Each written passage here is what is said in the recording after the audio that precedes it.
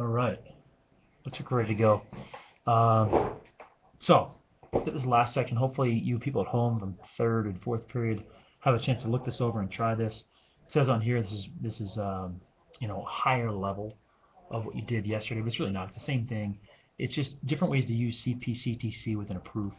Not always the last step in a proof. It could be something in a middle stage of a proof somewhere. So it's using side angle side, side, side, side, those 5 triangle congruence postulates, and then using cpctc somewhere else in the proof. So try to give you some of these letters on your paper and some of the givens on your paper. I can see most of this is showing up.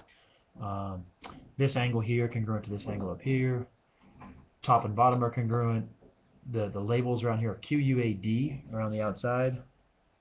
It looks like it's showing up pretty good. There's Y and X are the 2 points where the lines intersect over here. And the idea is you can prove triangles are congruent. You did that last week. This week we started to do more than just prove triangles are congruent. And in this section specifically, I'm going to use, it says using congruent triangles as the title on here, up here. I'm going to use these little small triangles to prove the big triangles, the big purple triangle and the big yellow triangle are congruent.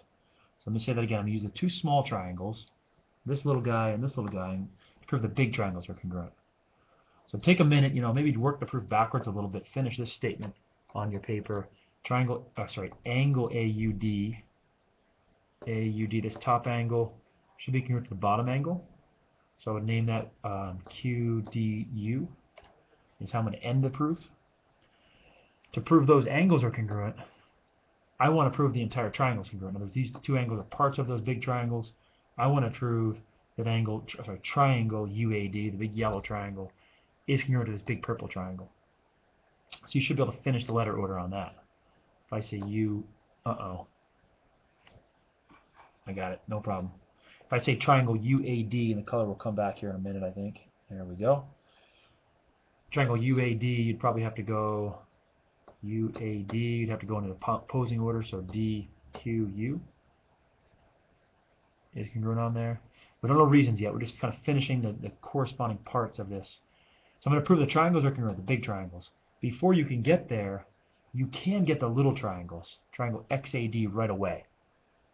And I did have on your paper a given before this, I didn't include it up here. Angle 1 is congruent to angle 2. Now, maybe I'll go back a step here. Look at the big triangles, the ones that I named here for a minute. Some people say, well, I can prove this triangle is congruent to that yellow triangle.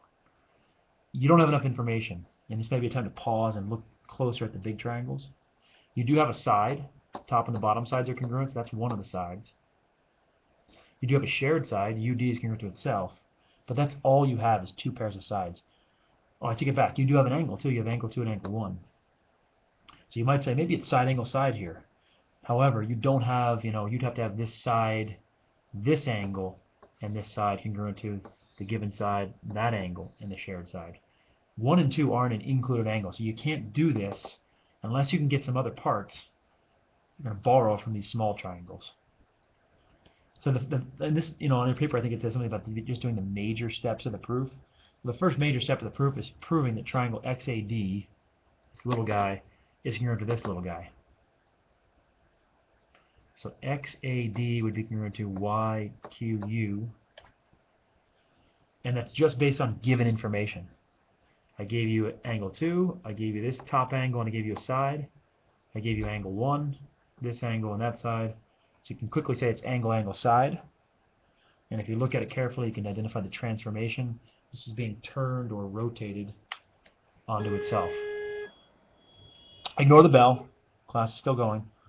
So that's the first thing. Once you identify the triangles are congruent, then you can get some other parts. And you'll see in a minute why I'm doing side AD. AD is a side of the little triangle, but it's also a side of the big triangle.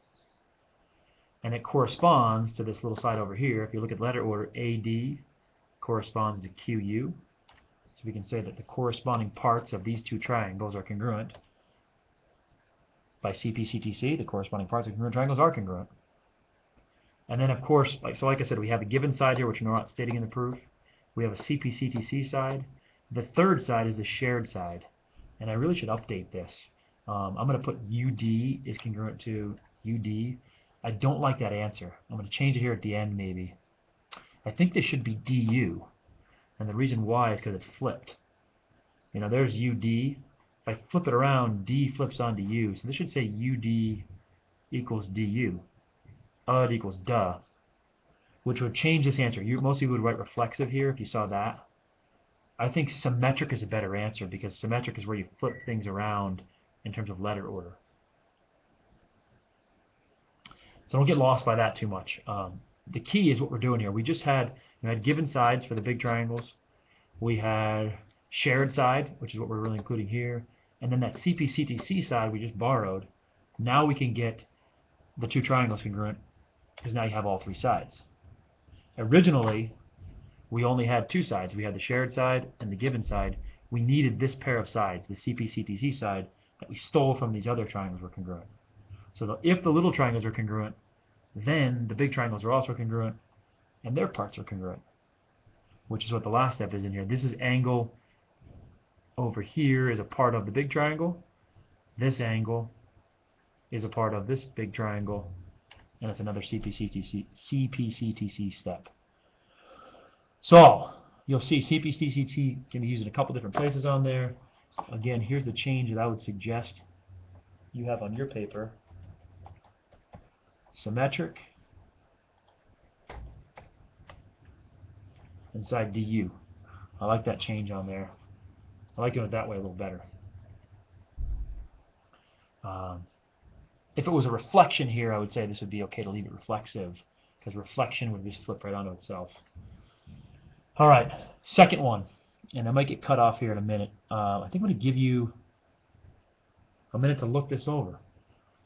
And what I want you to think about while I'm changing to the other ones, which triangles can you prove are congruent just based on given marks in the drawing? And just look at the four triangles here. You have the top and the bottom, or the left and the right.